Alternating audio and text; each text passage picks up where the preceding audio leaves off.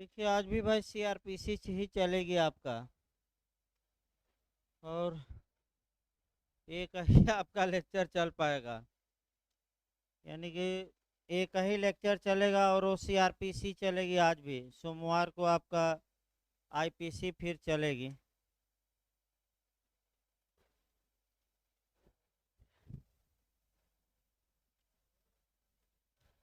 CrPC निकाल लीजिए भाई।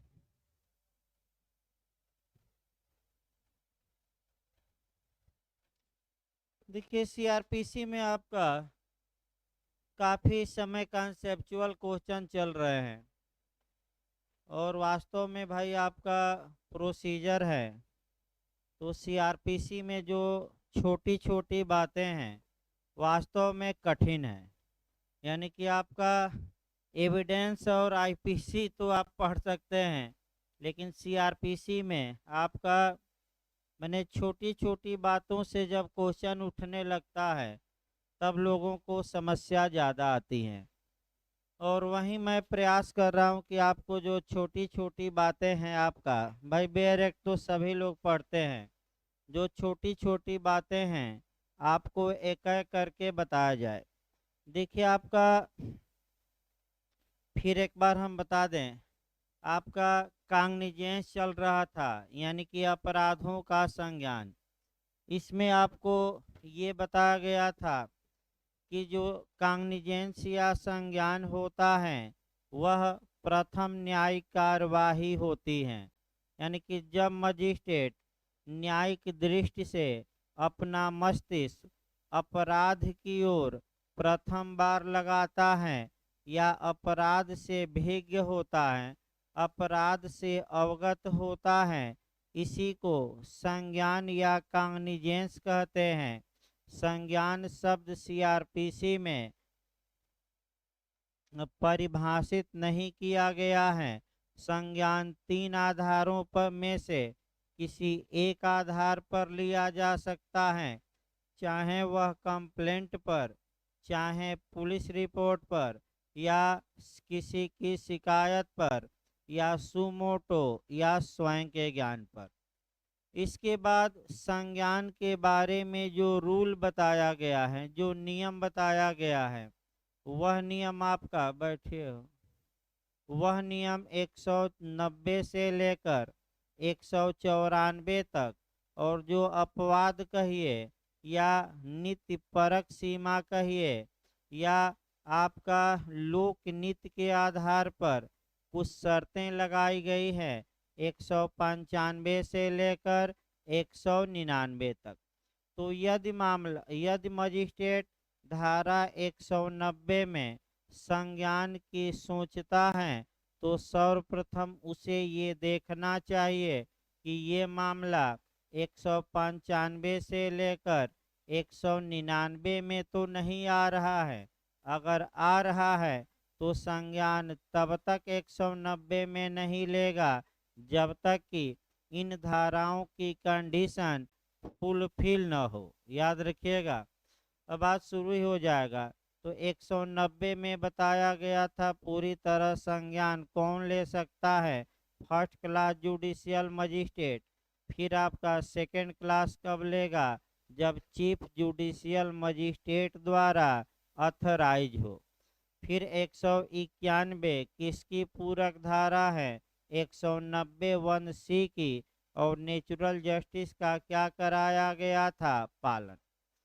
फिर आपका 192 क्या मुख्य न्यायिक मजिस्ट्रेट भी संज्ञान ले सकते हैं कि नहीं, तो आपका जवाब रहेगा ले सकते हैं। लेने के बाद वह क्या कर सकते हैं, या तो स्वयं जांच विचारण कर लें या अपने किसी अधीनस्थ मजिस्ट्रेट को जांच विचारण के लिए क्या कर दें, सौंप दें। अब 193 आपका शुरू किया गया था, और यहीं तीन चार टेक्निकल क्वेश्चन बनता है। जब भी आप सीआरपीसी की धारा आपका 193 पढ़ेंगे तो पहले कोरिलेट करिए कि कौन कौन सी धाराएं पढ़नी है। तो 193 में आपका कोर्ट ऑफ सेशन द्वारा या सत्र न्यायालय द्वारा संज्ञान की बात की गई है। कई बार ये क्वेश्चन बना है। जब भी आप ये धारा पढ़ेंगे तो एक धारा 209 पढ़ेंगे, फिर आपका 199 का क्लास 2 और रीड विथ आपका 237 पढ़ेंगे। फिर आपका जो तीसरा पॉइंट रहेगा वह आपका 344 पढ़ेंगे। फिर 209 से कोरिलेट करके 225 से 236 पढ़ा जाता है।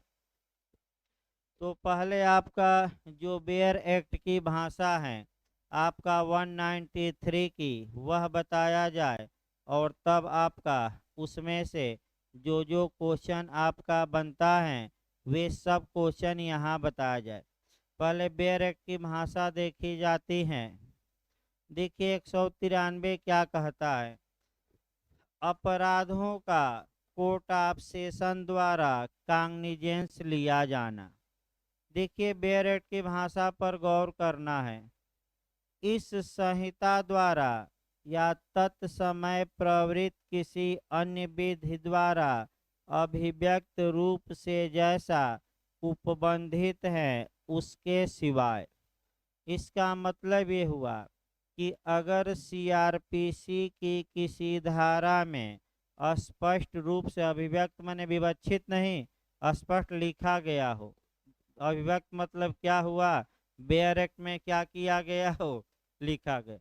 अगर सीआरपीसी में कहीं भी ये बात स्पष्ट रूप से लिखी गई हो कि इस अपराध का संज्ञान सीधे या प्रथमतः या डायरेक्ट या पहली बार में ही सत्र न्यायालय लेगा, तब उस अपराध का संज्ञान सत्र न्यायालय ले सकता है पहली बार में।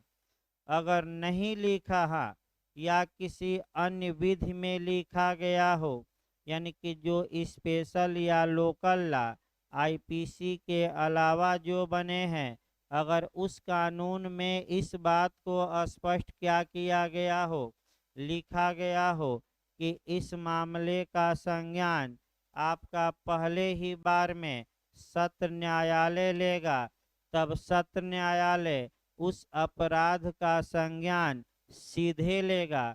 सीधे मतलब कि सबसे पहले मामला किसके पास ही पहुंच जाएगा, सत्र न्यायालय। अब यही अपवाद आपका देखना है कि क्या सत्र न्यायालय के बारे में अपवाद सीआरपीसी में है कि नहीं। अगर पूछ ले कि किन मामलों में कोर्ट ऑफ सेशन सीधे संज्ञान लेता है, तो अपवाद है, और वह आपका दो मामले हैं।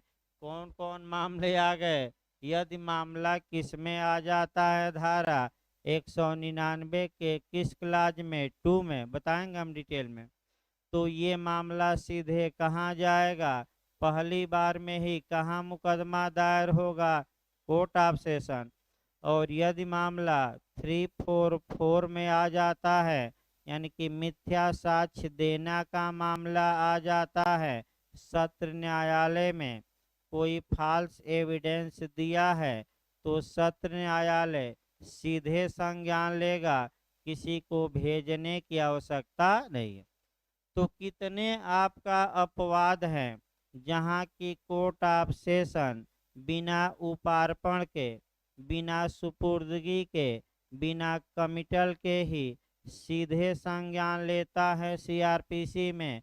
तो आपका जवाब रहेगा दो मामले। कौन कौन, 199 के क्लास 2 में आने वाले मामले, और दूसरा कौन है, 344। पहले बेयर एक्ट की भाषा हो जाए।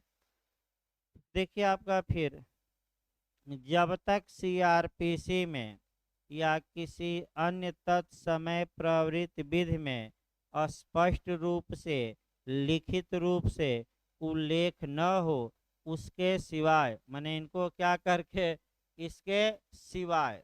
फिर आप अगला शब्द देखिए, कोई सत्र न्यायालय आरंभिक अधिकारता वाले न्यायालय के रूप में।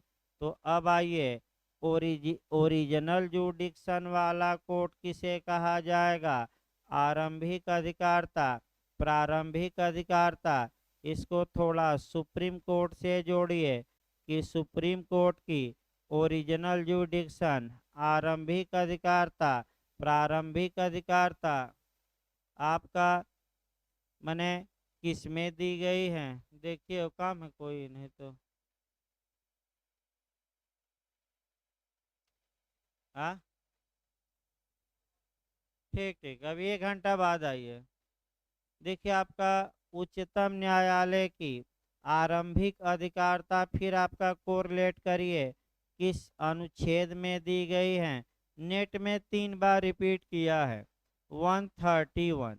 इस आरंभिक का मतलब फिर एक बार समझिए, आरंभिक का मतलब कि पहली बार में ही मुकदमा कहाँ दायर होगा, सुप्रीम कोर्ट में। तो अगर ऐसा कहीं भी नियम रहे तो वह हम कहेंगे ओरिजिनल जुडिक्शन आरंभिक। तो अब आइए इसमें देखा जाए बेरेक, फिर आइए कोई सत्र न्यायालय आरंभिक अधिकारता वाले न्यायालय के रूप में किसी अपराध का संज्ञान तब तक नहीं करेगा जब तक मामला इस संहिता के अधीन मजिस्ट्रेट द्वारा उसके सुपुर्द न कर दिया गया हो, उसको कमिट न कर दिया गया हो, उसको उपार्पित न कर दिया गया हो।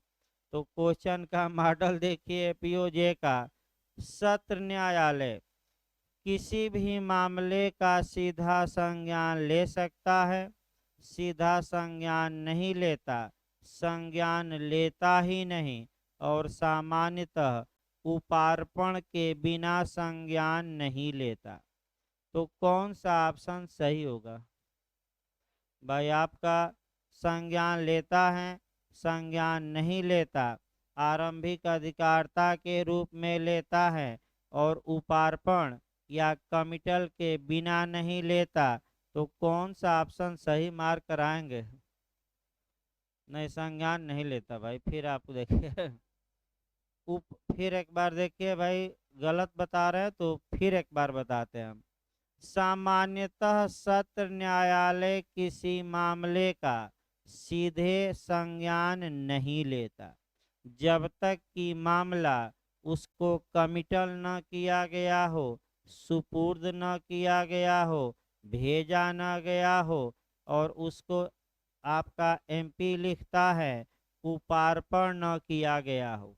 इसका मतलब ये हुआ कि सामान्य नियम ये निकला कि सत्र न्यायालय संज्ञान तो लेता है, लेकिन उपार्पण के बाद यानी कि सुपुर्दगी के बाद। उसी शब्द को जो एमपी ने बनाया, मॉडल आपका कि सत्र न्यायालय घुमावदार बना दिया कि सत्र न्यायालय उपार्पण के बिना संज्ञान नहीं लेता। तो ये बिल्कुल सही बात है, क्योंकि सामान्य नियम यही है कि जब मजिस्ट्रेट मामले को किसके पास भेजते हैं, सत्र न्यायालय के पास, तब वह मामले से अवगत होता है। तो आपका जवाब रहेगा, अगर क्वेश्चन आए तो फिर अच्छा क्वेश्चन 193 से बनता है कि सामान्यतः सत्र न्यायालय बिना उपार्पण के संज्ञान नहीं लेता, या इसको सकारात्मक भाषा में हम कह सकते हैं कि सत्र न्यायालय तभी अवगत होता है किसी अपराध से जब उसे मामला मजिस्ट्रेट द्वारा क्या किया गया हो, कमिट किया गया हो, यानी कि सुपुर्द किया गया हो। अब समस्या ये आई कि मजिस्ट्रेट किस धारा के तहत मामले को कोर्ट ऑफ सेशन को कमिट करते हैं, सुपुर्द करते हैं, उपार्पित करते हैं, और ऐसी आवश्यकता क्यों आन पड़ी है। तो तुरंत आपका एक सेक्शन पकड़ेंगे 209। अब 193 से तुरंत देखिए क्यों ऐसी आवश्यकता आन पड़ी कि मजिस्ट्रेट क्या करें, सत्र न्यायालय को भेजें। तो फिर आप एक बार देखिए तो भाई सामान्यतः संज्ञान कल बताया गया था कि जनरली कांग्निजेंस कौन लेता है। अब यहीं से नियम चेंज होगा, first class judicial magistrate generally 190 में और भी हैं। प्रथम वर्ग न्यायिक मजिस्ट्रेट ही चाहे कोई भी अपराध हो सामान्यतः प्रथम बार संज्ञान लेता है। तो एक कल्पना करके चला, अब चलिए प्रथम वर्ग, इसको दंड देने का पावर कितना है? 3 वर्ष का कारावास और 10,000 रुपया जुर्माना। तो अब यहाँ थोड़ा विचार करना है, दिमाग लगाना है टेक्निकल, कि अगर कोई मामला है जिसमें सजा आपका 3 साल या 3 साल से कम है और न्यायिक मजिस्ट्रेट को लगता, या 3 साल से अधिक भी है, कुछ में कर सकता है बेचारा, और प्रथम वर्ग न्यायिक मजिस्ट्रेट को लगता है कि ये मामला मेरे द्वारा ही विचारणीय है, तो सत्र न्यायालय को भेजने की कोई आवश्यकता नहीं है। संज्ञान के बाद विचारण की कार्यवाही वह खुद संपादित करे, कोई दिक्कत नहीं है। लेकिन प्रथम वर्ग न्यायिक मजिस्ट्रेट ये देखता है कि जिस अपराध का मैं काग्निजेंस लिया हूँ वह अपराध तो अनन्यतः यानी कि केवल और केवल यानी कि एब्सोल्युटली या पूर्ण रूप से कोर्ट ऑफ सेशन द्वारा विचारणीय है, हमारे द्वारा नहीं। तो एक उदाहरण बनाइए आपका, जैसे कि घर के बाहर चोरी, तो दंड 3 साल का था, मजिस्ट्रेट संज्ञान लिया, खुद ही क्या कर दे, विचारण। और मान लीजिए कि हत्या का अपराध था, प्रथम वर्ग न्यायिक मजिस्ट्रेट संज्ञान ले लिया, संज्ञान के बाद वह देखता है कि ये मामला इतना बड़ा है कि इसमें सजा मृत्युदंड या आजीवन कारावास है, और इसका विचारण पूर्णतः किसके द्वारा मने विचारणीय है, ये मामला कोर्ट ऑफ सेशन। तो प्रथम वर्ग न्यायिक मजिस्ट्रेट किस सेक्शन के तहत कोर्ट ऑफ सेशन को मामला सुपुर्द कर देगा, मामला भेज देगा, उपार्पित कर देगा? तो सेक्शन याद रखिएगा कौन सा है, 209। क्यों भेजा? क्योंकि वह अपराध पूर्णतः किसके द्वारा विचारणीय था, सत्र न्यायालय। अब अगला नियम आइए, जो मामले 209 के तहत मजिस्ट्रेट द्वारा सुपुर्दगी के बाद सत्र न्यायालय में पहुंचते हैं, उनके लिए जो विचारण की प्रक्रिया दी गई है वह आपका कहां से कहां तक दी गई है, 225 से लेकर 236। फिर एक बार देखिए, जो मामले मजिस्ट्रेट, भाई थोड़ा टेक्निकल, यही 2-4 धाराएं हैं आपका, उसके बाद थोड़ा सपाट धाराएं आएंगी, यही 7-8 धाराएं इधर, थोड़ा टेक्निकल जरूर है क्योंकि दिमाग में बैठाना प्रक्रिया है कि ये प्रक्रिया अपनाई जाती है। फिर एक बार देखिए, यानी कि जो मामले 209 के तहत कोर्ट ऑफ सेशन को सुपुर्द किए गए हैं, उन मामलों में कोर्ट ऑफ सेशन किन धाराओं की प्रक्रिया का पालन करते हुए अभियुक्त के खिलाफ विचारण करेगा या ट्रायल करेगा? तो आपका जवाब रहेगा 225 से लेकर कहाँ तक, 236। नहीं 236 है भाई, 35 कहाँ है, 37 अलग है भाई, इतना तो 37 अभी न देखिए और 37 अलग है आपका। फिर आइए, फिर एक बार देखिए, तो कठिन जरूर है, न समझ में आए दोबारा बताया जाए भाई, तिबारा कोई भाई दिक्कत नहीं है, न आए तो एक बार आप इशारा करिए, मैं नाराज नहीं होता, 100 बार बताने के लिए तैयार हूँ, उसके आगे भी, लेकिन 2-3 बार में हमें लगता है कि समझ में आ जाना चाहिए। फिर एक बार देखिए, देखिए कई लोग 237 कह रहे हैं, उसका अभी आपका आगे लिखा गया है, 237 किसके साथ लिखी गई है, 199, तो भी आएगा।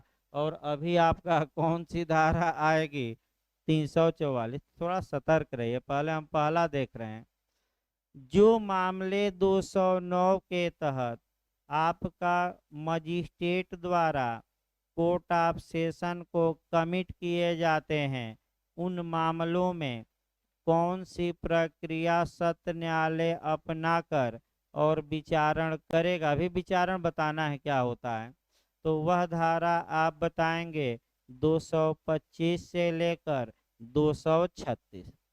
ये विचारण की नियमित प्रक्रिया कही जाती है, ये विचारण की रेगुलर प्रोसीजर कहा जाता है, और लगभग 99% मामले इसी आपका विचारण की प्रक्रिया में आते हैं।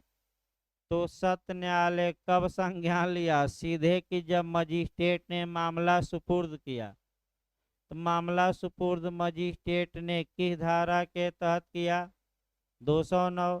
209 के तहत जब सुपुर्द हो गया तो कहाँ से कहाँ तक की ट्रायल की प्रक्रिया कोर्ट ऑफ सेशन अपनाएगा, 225 से लेकर 236। अभी तो आगे, अब इसको हटा दीजिए। अब आइए आपका फिर शुरुआती शब्द देखिए थोड़ा अच्छे से। जब तक सीआरपीसी या किसी अन्य तत्समय प्रवृत्ति विधि में अभिव्यक्त रूप से उपबंधित न हो, उसके सिवाय सत्र न्यायालय आरंभिक अधिकारता के रूप में सीधे किसी मामले का संज्ञान नहीं लेगा। तो कब लेगा, जब मजिस्ट्रेट 209 के तहत उसे मामला क्या करते हैं, सौंपते हैं।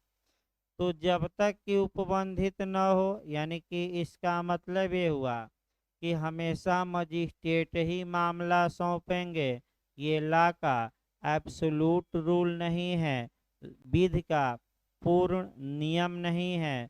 ऐसी दो दशाएं सीआरपीसी में दी गई हैं, जहां की बिना उपार्पण के ही, बिना सुपुर्दगी के ही, बिना कमिट किए हुए ही, बिना मजिस्ट्रेट के भेजे ही आरंभिक अधिकारता के रूप में सत्र न्यायालय सीधे संज्ञान लेता है। यानी कि पहली बार में ही मामला कहाँ पहुँच जाएगा, सत्र न्यायालय, मजिस्ट्रेट के यहाँ नहीं। तो कौन सी कंडीशन है जहाँ सत्र न्यायालय सीधे संज्ञान लेता है, तो दो कंडीशन बताइएगा। पहली कंडीशन आपका कौन है कि जब मामला किस में सेट हो जाए, 199 के किस क्लाज में, 2 में। और दूसरी कंडीशन क्या बताएंगे, जब मामला कहाँ सेट हो जाए, सीआरपीसी की धारा के तहत, 344। तो अब आपका 199 का खंड 2 देखना है, इसी के साथ आपका 237 देखना है, और इसी के साथ जो विचारण की प्रक्रिया होगी 200, देखिए तो 44 से लेकर 250 है। देखिए तो 244 होना चाहिए, एक बार देखिए तो परिवाद पर जो होते हैं,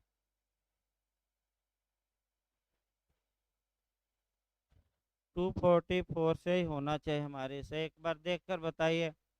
माने आपका पुलिस रिपोर्ट से भिन्न मामलों में आपका 244, हाँ 244 से पूरा 250 तक है जजमेंट आज। फिर एक बार देखिए इसको अच्छे से भाई।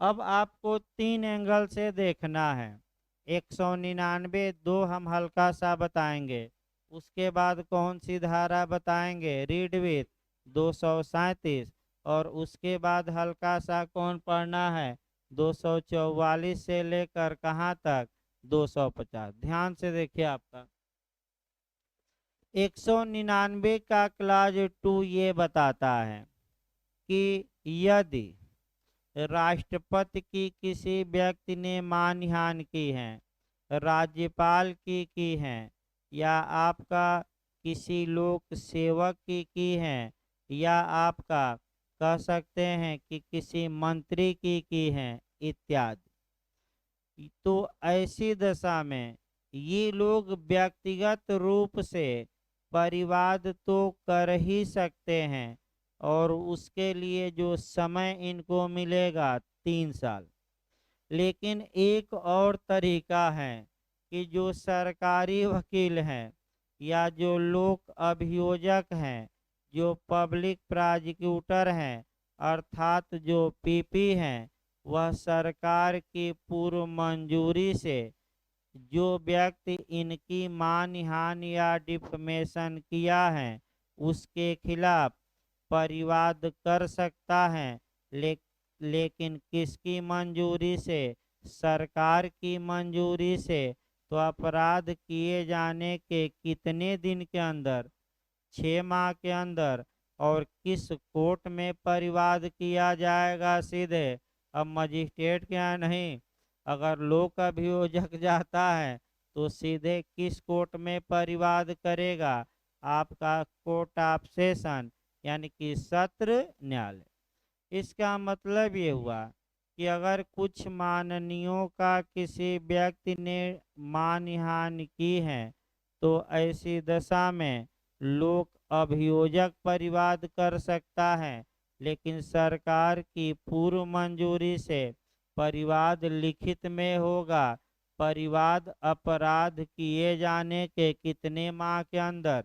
6 माह के अंदर होगा। और परिवाद मजिस्ट्रेट के यहाँ किया जाएगा कि डायरेक्ट सत्र न्यायालय में?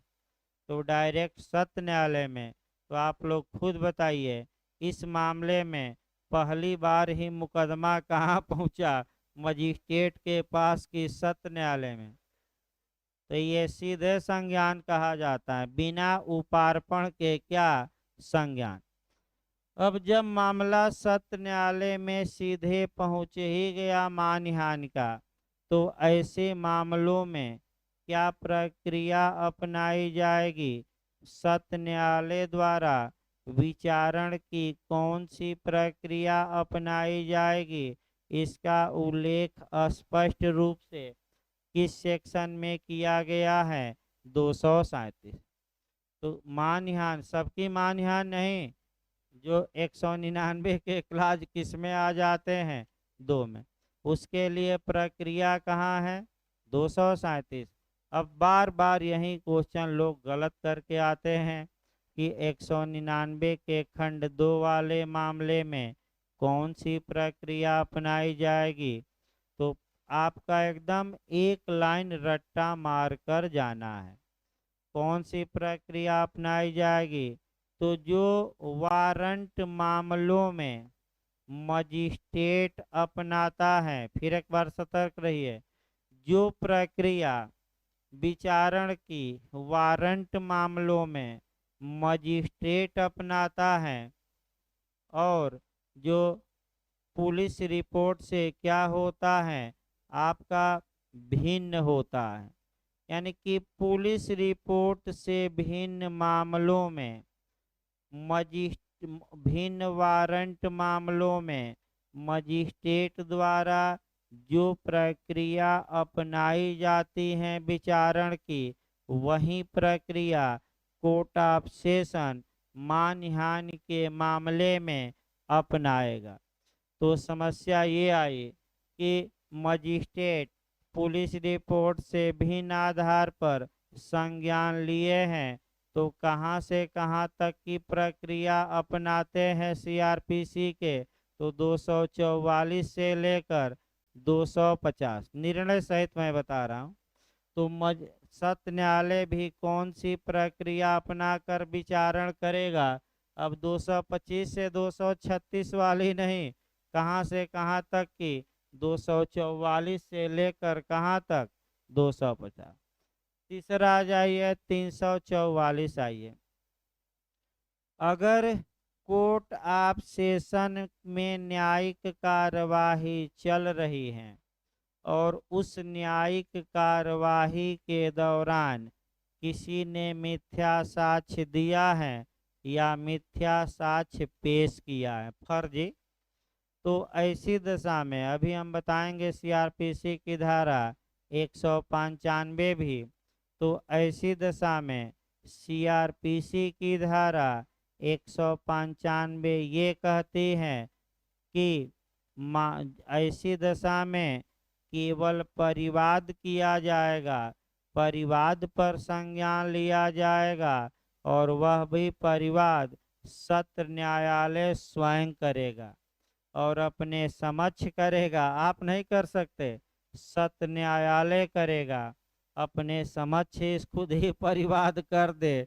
कौन सी धारा? सीआरपीसी की 195। तो अगर सत्र न्यायालय परिवाद करता है स्वयं के न्यायालय में किसी अभियुक्त के विरुद्ध जिसने न्यायिक कार्यवाही के दौरान क्या दिया है, फॉल्स एविडेंस दिया है या दस्तावेज फर्जी पेश किया है, तो इस मामले में यदि कोर्ट ऑफ सेशन चाहें, फिर एक बार याद रखिए, तो संक्षिप्त विचारण की प्रक्रिया अपना सकता है। समरी ट्रायल की, तो समरी ट्रायल की प्रक्रिया कहाँ दी गई है? 260 से लेकर कहाँ तक? 265। अब पूरी कहानी ये निकली, आपका आगे और बताया जाएगा, ये नहीं कि यहीं समाप्त हो गया। हाँ हाँ, यही आपका, यही सब। हाँ, ये ओमान और आपका 10 मिथ्या साक्ष्य देना सब इसी में आएगा। अभी हम बताएंगे 195 में, 195 में फिर इसको जोड़ा जाएगा सीआरपीसी के, क्योंकि आपका शुद्ध रूप से ये जो धारा है 344 195 से ही कोरिलेट है। यानी कि इसका मतलब ये हुआ, लास्ट लाइन इसमें आपका, आगे और बताएंगे हम, ये नहीं कि यहाँ खत्म हो गया। लास्ट लाइन ये हुआ कि सत्र न्यायालय सामान्यतः सीधे किसी मामले का संज्ञान नहीं लेता। वह तभी अवगत होता है जब मजिस्ट्रेट द्वारा उसे मामला क्या किया जाए, सुपुर्द। ऐसी दशा में जो मामले मजिस्ट्रेट द्वारा 209 धारा के तहत सुपुर्द या कमिट किए गए हैं, उन मामलों में विचारण की प्रक्रिया 225 से 236 तक है। दो ऐसे मामले हैं जहां सत्र न्यायालय सीधे संज्ञान लेता है, ये अपवादिक दशाएं हैं, एक्सेप्शन है, नियम नहीं है। और कौन कौन सी धाराएं? 199(2) और 344। अगर 199(2) के तहत काग्निजेंस लिया गया है तो इसकी प्रक्रिया कहाँ दी गई है, कौन प्रक्रिया अपनाई जाएगी? 237। और कहाँ से कहाँ तक? 244 से 250। और मिथ्या साक्ष्य देने या अवमान के मामले में, कंटेम्प्ट के मामले में कौन सी धारा की प्रक्रिया? 344। सत्र न्यायालय चाहे तो समरी ट्रायल कर सकता है। संक्षिप्त विचारण, तो संक्षिप्त विचारण कहाँ से कहाँ तक है? 260 से लेकर 205। यानी कि सत्र न्यायालय भिन्न भिन्न मामलों में अपराध के विचारण के लिए 3 प्रक्रिया अपना सकता है। कितनी प्रक्रिया हो गई? 3। अब क्वेश्चन पर आया जाए। अब हाई कोर्ट द्वारा विचारण किया जा सकता है कि नहीं? तो सामान्यतः नहीं किया जाता। हाई कोर्ट या तो रिवीजन करता है या जनरली अपील सुनता है। लेकिन हाई कोर्ट को भी विचारण की शक्ति सीआरपीसी देती है। 474 सेक्शन में, 474 में। तो आपका जो जे में आया था पिछली बार कि उच्च न्यायालय विचारण करता है तो कौन सी प्रक्रिया अपनाएगा? तो जो प्रक्रिया कौन अपनाता है? Court of session. तो कोर्ट ऑफ सेशन की जो नियमित प्रक्रिया थी 225 से लेकर कहाँ तक? 236 तक। इसी प्रक्रिया का पालन करते हुए हाई कोर्ट भी किसी मामले का क्या कर सकता है? विचारण। और सेक्शन याद रखिएगा, पूछा गया था कौन सा सेक्शन है? 474 सीआरपीसी। अब आइए 194 देखा जाए। अपर और सहायक सत्र न्यायाधीशों के हवाले किए गए मामलों पर उनके द्वारा आपका विचारण। इसका मतलब ये हुआ कि आपका, अब आइए न्यायाधीश पहले एक बार देख लिया जाए, एक आपका क्रम बना लिया जाए न्यायाधीश इत्यादि का, तब सही रहेगा। सबसे जिले में सबसे बड़ा क्रिमिनल कोर्ट कौन होता है? Court of session. इसके अधीनस्थ तो नहीं होता, इसके पैरल एक होता है, वह एडिशनल कोर्ट ऑफ सेशन यानी कि अपर सत्र न्यायाधीश। और इसके जो नीचे होता है सत्र न्यायाधीश का, वह असिस्टेंट होता है यानी कि सहायक। ये तीन लोग हो गए, पहले इनके बारे में समझिए। तो सत्र न्यायालय विधि द्वारा विहित कोई भी दंडादेश दे सकता है, मृत्यु दंड भी दे सकता है। और अगर मृत्यु दंड देता है तो अभी अपराधी को फांसी पर तब तक नहीं लटकाया जाएगा जब तक हाई कोर्ट इसकी पुष्टि न कर दे। बताएंगे, हम रटवाएंगे धारा। अपर सत्र न्यायाधीश यानी कि जो अतिरिक्त या एडिशनल सेशन जज हैं, ये भी विधि द्वारा प्राधिकृत कोई भी सजा दे सकता है। इसका सजा देने का पावर सत्र न्यायालय के समवर्ती होता है, पैरल होता है। लेकिन अगर ये फांसी की सजा देता है तो किसके द्वारा पुष्टि अनिवार्य है? High court. सहायक सत्र न्यायाधीश आपका 10 वर्ष तक की सजा अधिकतम दे सकता है, लेकिन 10 वर्ष सीधे न याद रखिएगा, उल्टी लाइन में याद रखना है। कंपटीशन में उल्टा पूछा जाता है जो बेयर एक्ट में लिखा है। मृत्युदंड या आजीवन कारावास या 10 वर्ष से अधिक के कारावास के सिवाय, सिवाय मतलब इनको क्या करिए? बाहर छोड़कर। सिवाय मतलब क्या हुआ? इनको न समझ में आए तो सिवाय पर देखिए फिर एक उदाहरण भाई, एक दो बार उदाहरण बताया गया है। सिवाय मतलब छोड़कर, इनके अलावा, इनके अलावा भी कहा जाता है। तो सिवाय पर फिर एक बार उदाहरण बताया जाए। 5 बहुत पढ़े लिखे विद्वान थे, घूमने निकले और अपनी गिनती शुरू करते थे। तो जो गिनती करता था अपने सिवाय गिनता था, यानी कि अपने को छोड़ देता था। तो विद्वान थे, शब्दों के गांधी थे, यानी कि शब्द सह नाले था, व्यवहार में कुछ नहीं जानते थे। तो 5 लोग थे, एक आदमी गिनती गिनता 1 2 3 4। तो भाई एक आदमी कहाँ गायब हो गया? हम लोग घर से चले थे पंचौरा करते हुए 5 लोग, और यहाँ कितने लोग मिले हैं? एक गांव के जो बूढ़े बूढ़े आदमी रहते हैं, डंडा लेकर एक खड़ा था, खड़े भी रहते हैं डंडा लेकर आपका। तो पांचों विद्वानों ने कहा कि देखो बाबा, मैं आपका 5 लोग चले थे लेकिन 4 ही गिनती में आ रहे हैं। तो बाबा ने कहा भ्रम हो गया है तुम लोगों को, तो मैं भ्रम को क्या कर दे रहा हूँ? दूर। तो ये मेरे पास डंडा है, और जिसके पीठ पर मैं डंडा मारूंगा वह गिनती क्या करेगा? आगे बढ़ाता रहेगा। तो पहले पर मारा गया तो 1 बोला, दूसरे पर मारा गया 2 बोला, ऐसे ही जब 5वें पर डंडा पड़ा तो क्या बोल दिया? वो 5। तब पांचों विद्वानों को विश्वास हो गया कि रहित नहीं बल्कि क्या, सहित गिनना है। तो रहित मतलब सिवाय। तो सिवाय आपका बहुत अच्छा है। तो फिर एक बार देखिए, सिवाय मतलब कि उनको छोड़कर होता है।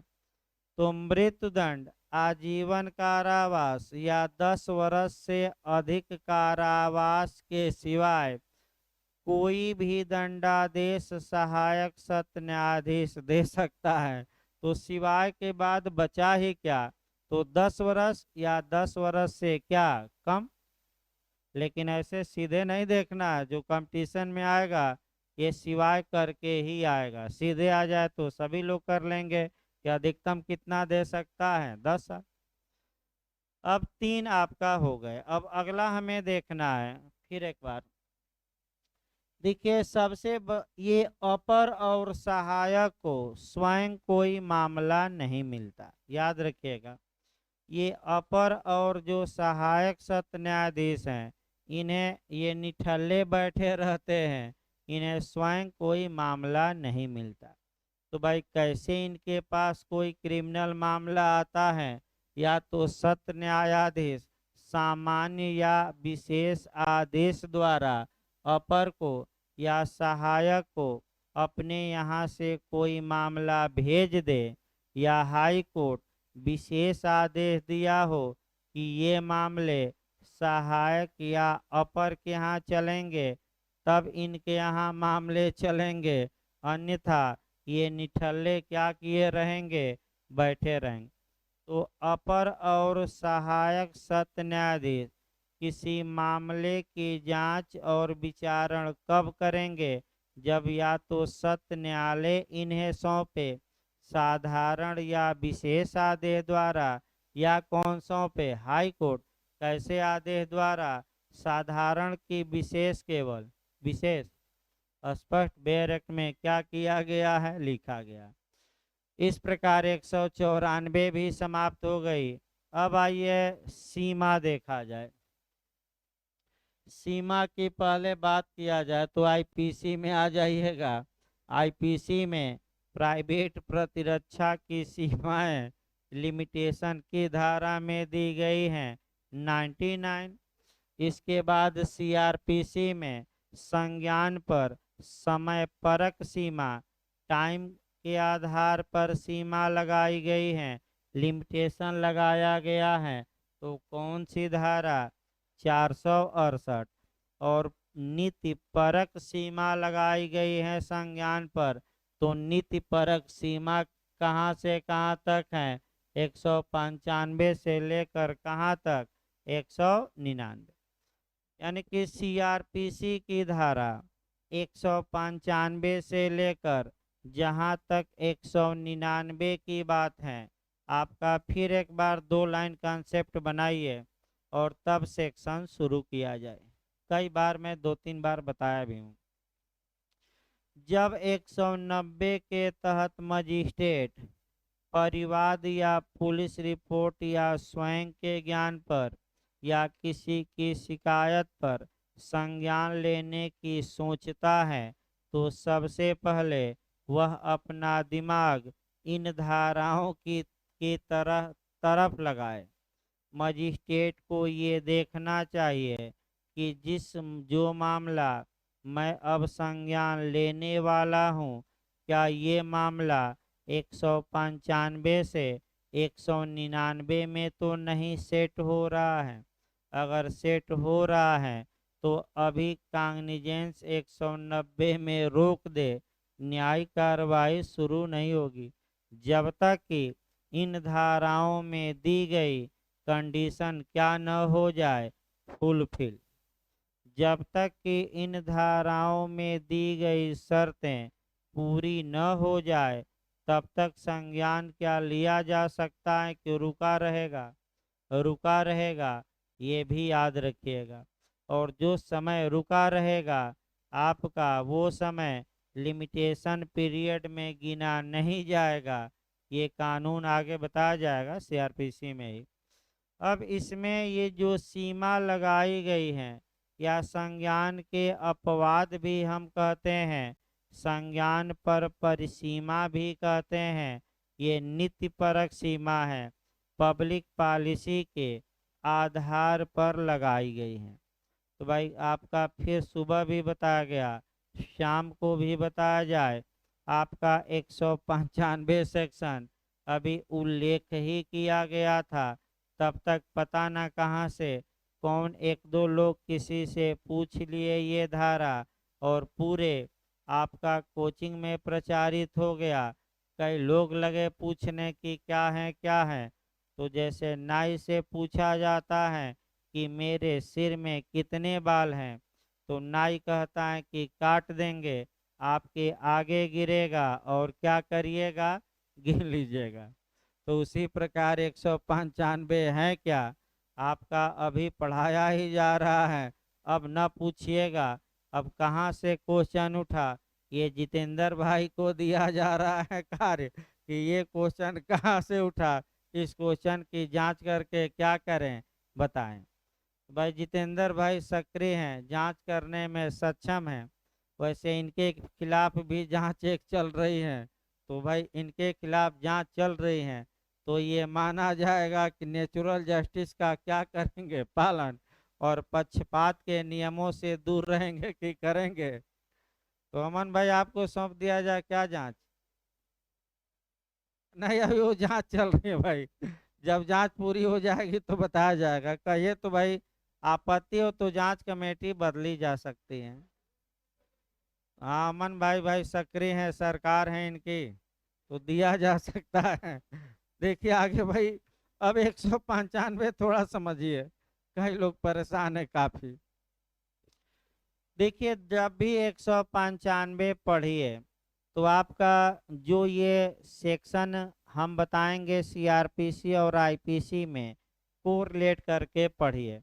पहले इसकी भूमिका देखी जाती है। देखिए आपका, अगर किसी व्यक्ति ने लोक सेवकों का अवमान किया है, कंटेम्प्ट, या लोक न्याय के विरुद्ध अपराध किया है, या लोक न्याय के विरुद्ध अपराध किया है, या न्यायालय का अवमान किया है, या न्यायालय में न्यायिक कार्यवाही के दौरान मिथ्या साक्ष्य दिया है, या मिथ्या साक्ष्य गढ़ा है, तो कानून ये कहता है कि ऐसी दशा में जो संज्ञान लिया जाएगा तो आपका उसके लिए कुछ सीमा कानून लगाता है 195 में।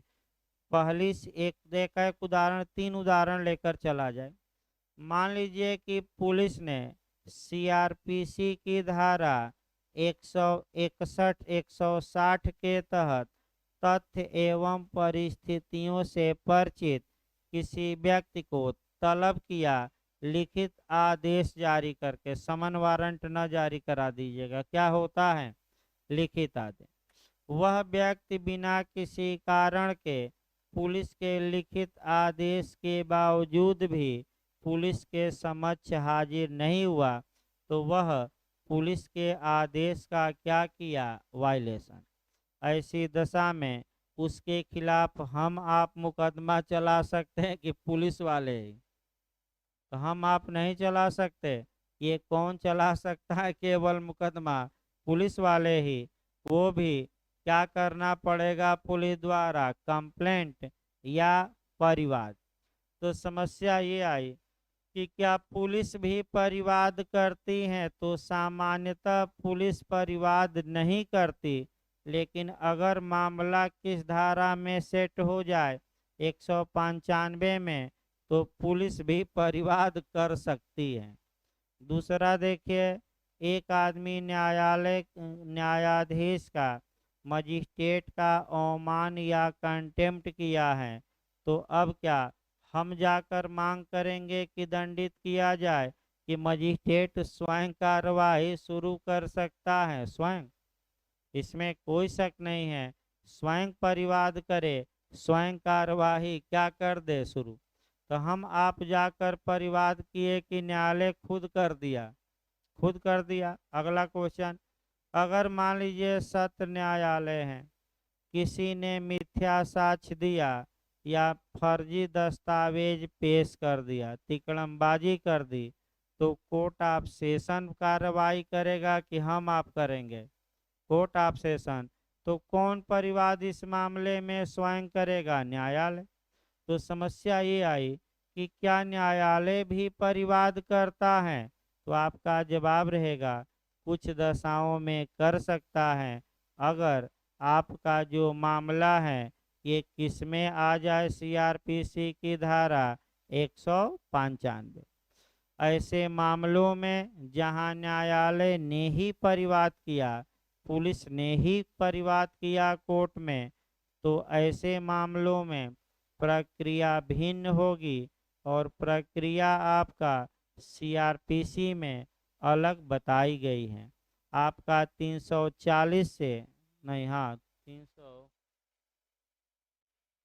एक सेकंड भाई, 340 है ना, नहीं देख लेना सही रहेगा ना। ठीक है भाई, आपका 340, एक सेकंड भाई,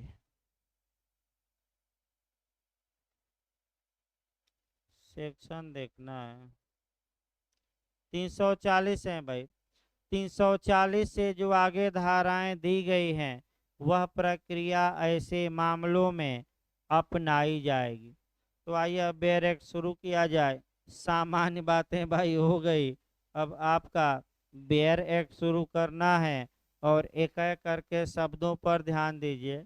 वैसे इतना प्री के लिए इतना ही बताया जाता है, क्योंकि काफ़ी कई लोगों से पूछ चुके हैं, तो मजबूरी है कि थोड़ा डिटेल में बताया जाए ताकि अब लोग पूछें ना दूसरे से। देखिए आपका लोक न्याय के विरुद्ध अपराधों के लिए, यानी कि पब्लिक जस्टिस के विरुद्ध अपराधों के लिए अभी बताया जाएगा सेक्शन, और साक्ष्य में दिए गए दस्तावेजों से संबंधित अपराधों के लिए, यानी कि फर्जी या नकली दस्तावेज आपने क्या किया है, कोर्ट में पेश कर दिया।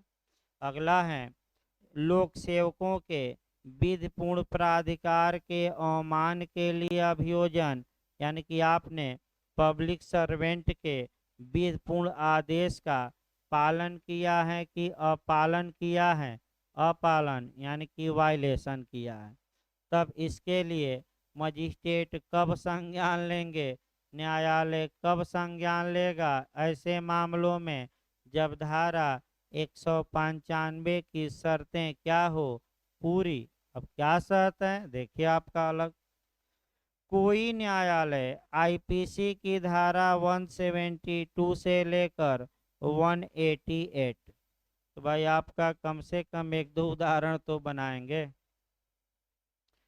देखिए 172 से और 188 तक की धाराओं के अधीन दंडनीय किसी अपराध का, यानी कि इसका मतलब ये हुआ कि सीआरपीसी की धारा 172 से 188 तक की ये जितनी धाराएं हैं, अगर कोई व्यक्ति इन धाराओं के तहत आने वाले अपराधों को किया है, तो ऐसी दशा में आपका लोक सेवक या न्यायालय द्वारा ही परिवाद पर 190 में मजिस्ट्रेट संज्ञान लेंगे, अन्यथा नहीं लेंगे। यानी कि पुलिस रिपोर्ट पर भी संज्ञान नहीं होगा, स्वयं के ज्ञान पर भी नहीं होगा, किसी की शिकायत पर भी नहीं होगा। केवल एक आधार पर कॉग्निजेंस लिया जा सकता है, वह किस पर, केवल कंप्लेंट पर, यानी कि केवल किस पर, परिवाद पर। और वह भी परिवाद कौन करेगा, या तो पुलिस या कौन करे, न्यायालय। तो तीन उदाहरण देखिए, पूरी धाराएं हम भाई बता नहीं सकते, लेकिन आपका कम से कम तीन धाराएं हम बताते हैं, जहां की आपका दो या तीन धाराएं इसमें से। पहला धारा हम बताते हैं, एक आपका धारा 180 बताते हैं, और दूसरा आपका न्यायालय के आदेश के अनुसरण में कोर्ट में हाजिर नहीं हुआ। कौन सी धारा है भाई आपका, नहीं गैर हाजिर रहना, वो वाली धारा एक बता दिया जाए। नहीं 188 नहीं भाई,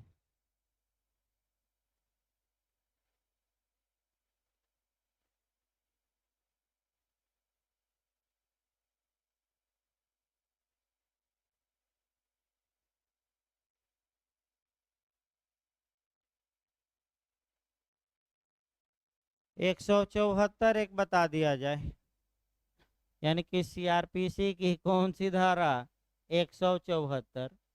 एक में आपका पुलिस द्वारा परिवाद बता दिया जाए, एक में न्यायालय द्वारा, सही रहेगा, क्योंकि भाई दोनों को साथ लेकर चलना है। देखिए ध्यान से, भाई 180 देखिए, मान लीजिए कि ये एक व्यक्ति है और उसने एफआईआर दर्ज करवाई। तो एफआईआर पर बताया गया था कि थाने का भार साधक अधिकारी का भी हस्ताक्षर होता है और सूचना दाता का। तो अगर सूचना दाता, पुलिस अपेक्षा करती है कि आप साइन करिए और सूचना दाता एफआईआर पर साइन करने से इनकार कर देता है, तो यह लोक सेवकों के प्राधिकार का अवमान होगा। यानी कि आपने लोक सेवक का आपका आदेश माना कि नहीं माना, नहीं माना, और आप वह आदेश वैध था और आप मानने के लिए क्या थे बात। तो अगर सूचना दाता एफआईआर पर साइन नहीं करता, तो ऐसे मामलों में मजिस्ट्रेट कैसे संज्ञान लेंगे? पुलिस रिपोर्ट पर, स्वयं के ज्ञान पर, कि पुलिस अधिकारी द्वारा किए गए परिवाद पर? तो किसके परिवाद पर? हाँ, यही पॉइंट पकड़ना है। पुलिस रिपोर्ट पर नहीं, आपका परिवाद ही किया जाएगा। अब परिवाद कौन करेगी? पुलिस। जिसके आदेश का पालन किया गया है कि नहीं किया गया है? नहीं किया गया। अब एक दूसरा मामला देखा जाए, जहाँ की ये तो भाई आपका लोक सेवक एक उदाहरण दिया गया, क्योंकि पूरा उदाहरण बताना संभव नहीं है, एकाएक दोनों हम बता रहे हैं। एक 174 का उदाहरण देखा जाए। 174 में मान लीजिए कि सत्र न्यायालय ने एक गवाह को आदेशित किया, समन जारी किया कि तुम आओ और कोर्ट में क्या हो इस दिन हाजिर। और गवाह जानबूझकर कोर्ट में हाजिर होने से हाजिर नहीं होता है, तो न्यायालय के आदेश के बावजूद भी अगर आप कोर्ट में हाजिर नहीं होते, तो ये न्यायालय माने आपका, आपने जो कार्य किया है वह न्याय के विरुद्ध है। आपने न्यायालय के माने आदेश का अपालन किया है, इसके लिए आप दंड के भागी होंगे। और धारा कौन सी आईपीसी में? 174। अब जो गवाह न्यायालय में हाजिर नहीं हुआ है, उसके खिलाफ मुकदमा कैसे चलेगा और संज्ञान कब लिया जाएगा? तो जिस न्यायालय ने आपका जारी किया था समन, वह न्यायालय ही क्या करेगा? परिवाद। भाई कौन करेगा परिवाद? हम आप नहीं, कौन?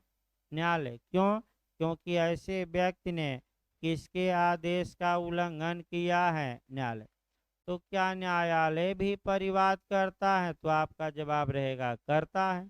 जब न्यायालय के आदेश का आपने क्या किया है? वायलेशन। हाँ, यहाँ जो परिवाद होगा वो एक और पूछा जाता है इंटरव्यू में, ओरल होगा कि रिटेन होगा कि दोनों होगा? तो यहाँ दोनों ना मारिए, यहाँ केवल और केवल कैसे होगा? आपका रिटेन में होगा। रिटेन में। अब अगला देखिए भाई, शब्द अभी तो आपका 199(2) में भी बताइएगा। लोक अभियोजक परिवाद करता है, तो वह भी लिखित में कि मौखिक की दोनों? मौखिक नहीं, वहाँ भी परिवाद क्या होगा? केवल लिखित। अगला शब्द देखिए, ऐसे अपराध के किसी दुष्प्रेरण या ऐसे अपराध के करने का प्रयत्न। इसका मतलब ये हुआ कि आईपीसी की धारा 172 से 188 तक के अपराधों को या तो उसका दुष्प्रेरण कोई व्यक्ति करता है या उसका प्रयत्न करता है, या ऐसे अपराध करने के लिए किसी क्रिमिनल कॉन्स्पिरेसी में शामिल हैं, अर्थात आपराधिक षड्यंत्र में क्या है? शामिल। तो तो ऐसी दशा में 190 के तहत संज्ञान संबद्ध लोक सेवक के या किसी अन्य लोक सेवक के जिसके वह प्रशासनिक तौर पर अधीनस्थ है, लिखित परिवाद पर ही करेगा, अन्यथा नहीं। शब्द को पकड़िए। तो ऐसी दशा में आपका ऐसे अपराधों का जब मजिस्ट्रेट संज्ञान लेगा, तो संज्ञान केवल और केवल किस पर लेगा? परिवाद पर। और परिवाद कौन कर सकता है? तो जिस पुलिस अधिकारी ने या जिस लोक सेवक ने आदेश दिया था, या उसके ऊपर के क्या अधिकारी। तो बताइए, अगर थानेदार आदेश दिया था तो एसपी परिवाद कर सकते हैं कि नहीं? कर सकते हैं, क्योंकि थानेदार एसपी के क्या है? सबऑर्डिनेट।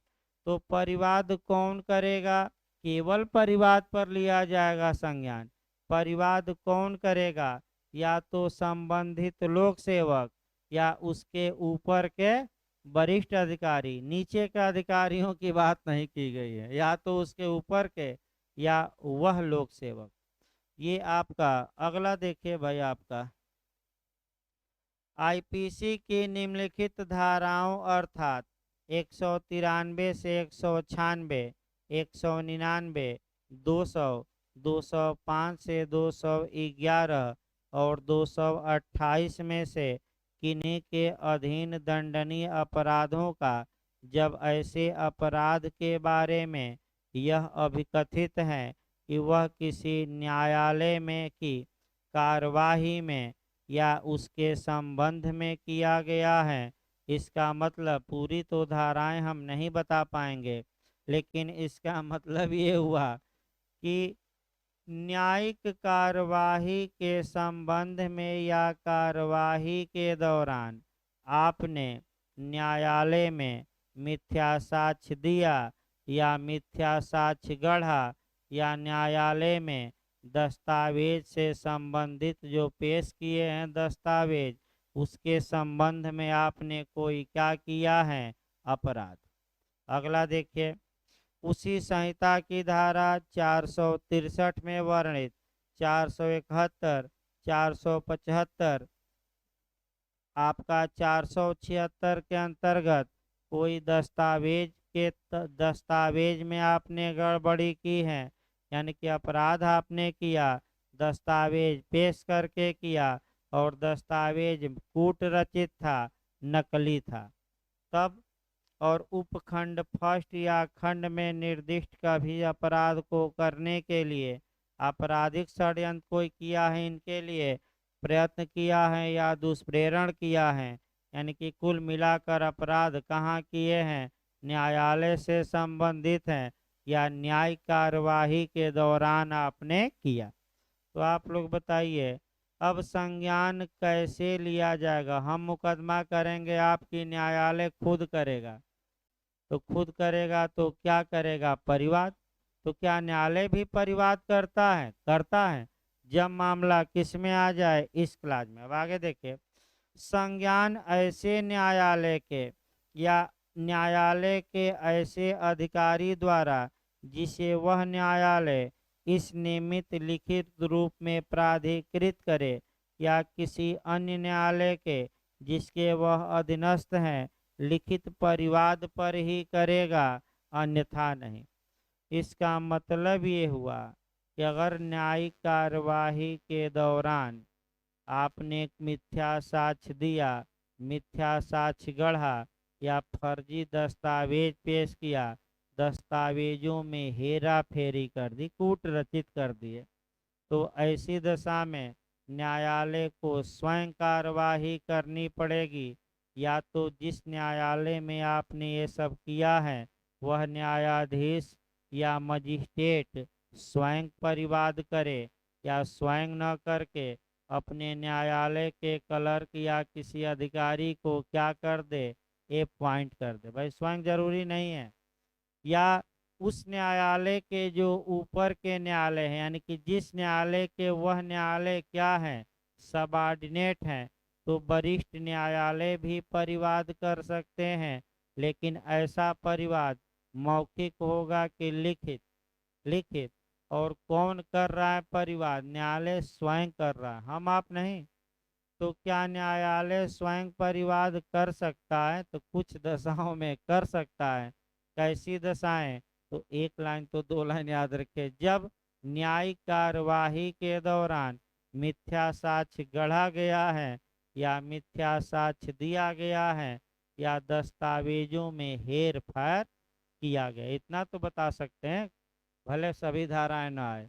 तो कौन परिवाद करेगा? वह न्यायालय या उसके द्वारा नियुक्त न्यायालय का कोई अन्य अधिकारी। लिखित में नियुक्त करना पड़ेगा, मौखिक नहीं कि जाओ कर दो। स्पष्ट लिखा है लिखित में क्या करेगा।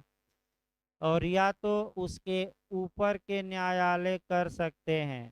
तो ये आपका दोनों पॉइंट आ गया। फिर लास्ट में देखिए, तो लोक सेवक परिवाद करता है कि नहीं, या पुलिस करती है।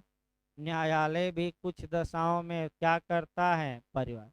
अब आप क्या कर सकते हैं? तो बस आप एक एप्लीकेशन देकर कोर्ट से मांग कर सकते हैं कि हजूर इन्होंने आपके कोर्ट में मिथ्या साक्ष्य दिया है, अतः आप इन पर क्या करिए? कार्रवाई। और आपको कोई अधिकार नहीं है कि मुकदमा दायर कर दें और आपका FIR नहीं होगा, क्योंकि और स्वयं के ज्ञान पर नहीं, केवल क्या करना पड़ेगा, ये भी थोड़ा सतर्क रहिएगा। पुलिस रिपोर्ट पर नहीं लिखा है और न ही स्वयं के ज्ञान पर, केवल और केवल किस पर संज्ञान लिया जाएगा? परिवाद पर। तो सामान्य नियम क्या निकला था कि परिवाद कोई कर सकता है, लेकिन 195 में शर्त लगी कि ऐसे ऐसे मामले हैं तो या तो परिवाद लोक सेवक करे या कौन करे? खुद कोर्ट करे। तो इस प्रकार आज की कहानी समाप्त किया जाए भाई आपका। अब इसको थोड़ा मैंने आगे सोमवार को बताया जाएगा। और इसके बाद 197 महत्वपूर्ण है, 198, तीनों धाराएं महत्वपूर्ण है। 197 से पिछली बार क्वेश्चन आया था, 198 से मेंस में आया था, 199 से भी क्वेश्चन आया था। यानी कि कोई धारा ऐसी नहीं है जिसे छोड़कर भागा जा सके। तो आपका सोमवार भाई, कल आपका टेस्ट नहीं होगा भाई, PCS का चूंकि एग्जाम है कई लोगों का। मैंने कल PCS के UP PCS के एग्जाम के कारण कल जो टेस्ट होता था वह स्थगित किया गया है। तो आपका टेस्ट आपका उस माने अगले संडे को होगा, कल नहीं होगा। कल PCS का एग्जाम है तो कल स्थगित किया गया है, केवल कल तक के लिए। यानी कि आपका कार्यवाही कल तक के लिए क्या की जाती है? मुलतवी। तो 202 याद रखिएगा और 309 CRPC कार्यवाही का क्या करना? मुलतवी करना। तो भाई आपका निकल जाइए, अब सोमवार को क्लास चलेगा।